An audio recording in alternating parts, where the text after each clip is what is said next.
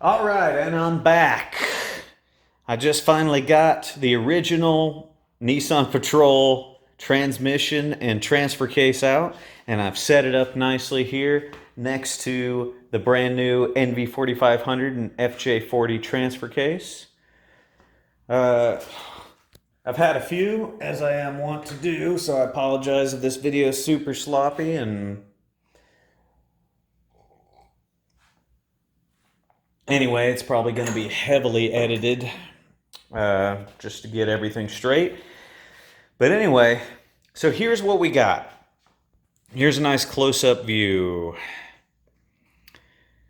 There it is, Dodge NV4500, right next to that sloppy Patrol transmission and transfer case. I'm going to try and keep this video down to the meat and potatoes. But anyway, so as you can see, speaking of length, the new rig is going to be a bit longer than the original. All right. Obviously, the zany thing is that the original Patrol transmission here, it's about 10 inches long. It's crazy how short that is, but that's a 3-speed transmission there. That's how much room you need. Inside the body of the 4500, there's only 4 speeds. The reason you have to have this tail section right there is because that's where the 5th gear is housed. You can Google pictures of this thing and see what's up. But the 5th gear is on the outside of the actual body of the 4500. So that adds about 7 inches of length. And surprise, surprise, it's almost exactly 7 inches longer than the stock Patrol transmission and transfer case. So what does that mean to us? Well, let's take a look right over here. This is the front and rear drive shaft that I popped out of there.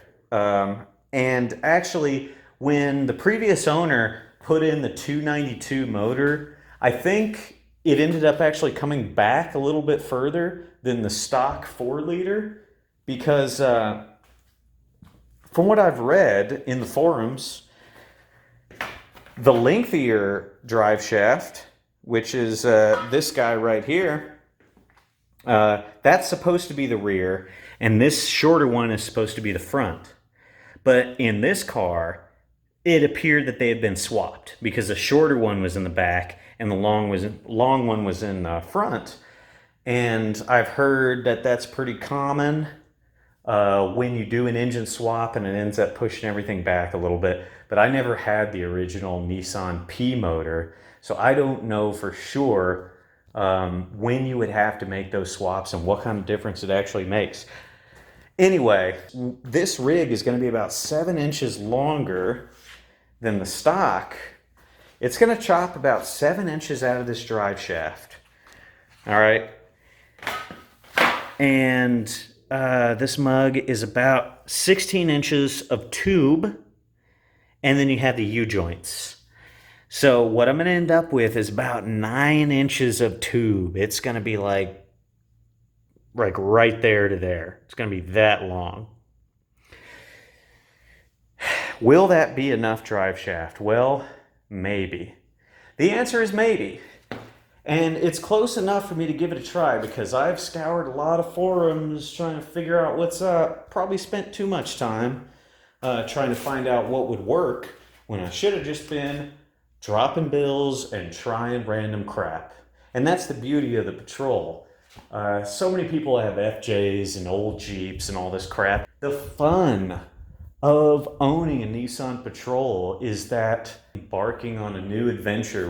When you get a car that everyone has, you might as well just go out and get yourself a fucking Chevy, an LS motor, like 600,000. When you have a Nissan Patrol adventure, and you can fail spectacularly, which is almost as satisfying as having success.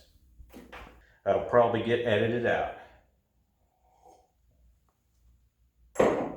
Anyway, back to business. So it's 7 inches longer. That means I'm going to lose 7 inches of drive shaft off of this mug, and I'm going to be left with a 9-incher. That's just long enough for me to want to continue this and hope that it somehow works. Guess what? If it doesn't, if it's too short, and in previous videos I already showed you how angle is what matters, well, this is the 292 motor, and you can see it goes all the way back to the firewall. Well, if I get a 350, it's going to come just short of this wheel well thing here, which according to the pictures I've seen, basically I'm going to move everything up 5 inches if I get that, if I put a V8 350 in here. That's going to add 5 inches. So instead of having a 9-inch drive shaft, I'm going to have a 14-inch drive shaft. And I am 99% certain that 14 is going to be plenty. So I have high hopes. I don't want to have to buy a new engine, but if I do, who cares? All right. One thing I like about the original Patrol rig here is the simplicity of the transfer case. I mean, look at how it was rigged up. The shifter knobs pivoted on this rod, and all they did was move these in and out. So it was high-low, 2-wheel, 4-wheel.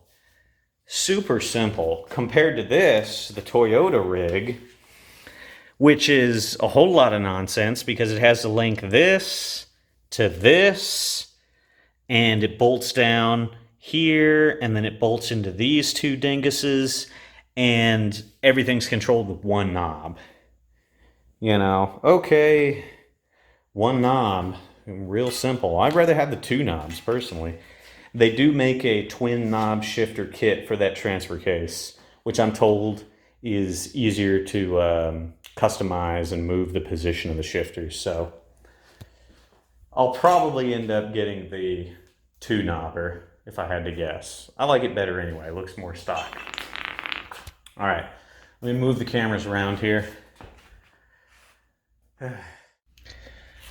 Okay, so check out what's going on in here. This is actually really cool. This is something I really like about the Patrol. You can pop out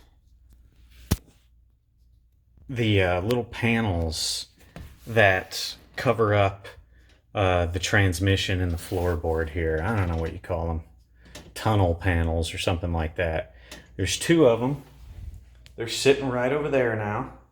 But you can pop them out, and I was able to unbolt everything that was holding in the transmission from up top here. It was really cool. I could just sit in the seats and undo it, and I'll be taking out the clutch and everything from up here as well. And what was going on with this, it's kind of, I'm going to show you some pictures here if I can. But basically I had this weirdo mount, and it was stuck right there. It was bolted right there, and then it was bolted to the bell housing. And so the entire weight of the transmission and transfer case was supported right at the bell housing. There was nothing further back holding it up.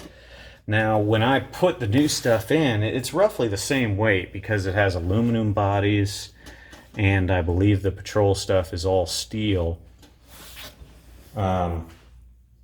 So it's actually about the same weight that's going to be hanging off of those mounts with the new stuff versus the old stuff. However, I would like to get something to attach to the back there and hold up the ass end a little bit. But it's nice to know that it's technically not necessary because the thing was fine just being supported with these mounts here on the side right at the bell housing. The mount on the left over there, it also supported the hydraulic clutch slave cylinder. So that was kind of interesting. Now, I don't know if these things are from a kit or if they're entirely custom made. I don't know what the hell that is. But the cool thing is that I'll be using the old bell housing on the new stuff. So theoretically, I should be able to re-employ those mounts, and hopefully the slave cylinder works with this throwout bearing arm just like it did with the stock stuff. So it should be fairly easy to get this thing in there. I just got to order the shifter kit for the transfer case because I don't have that yet. And I got to leave for a while to go to work outside the country. So it'll be a couple months before I can finish this up. Anyway, that concludes this video, and this will be the last update for a little while about what's going on. But as you can see, I'm making progress, and I will continue, and in the end, you'll know if you can just throw in an NV4500 into a patrol, or if it's utterly impossible. Look at that. God, it's awesome. You can't just let a patrol like that go to waste. Yeah. You will see.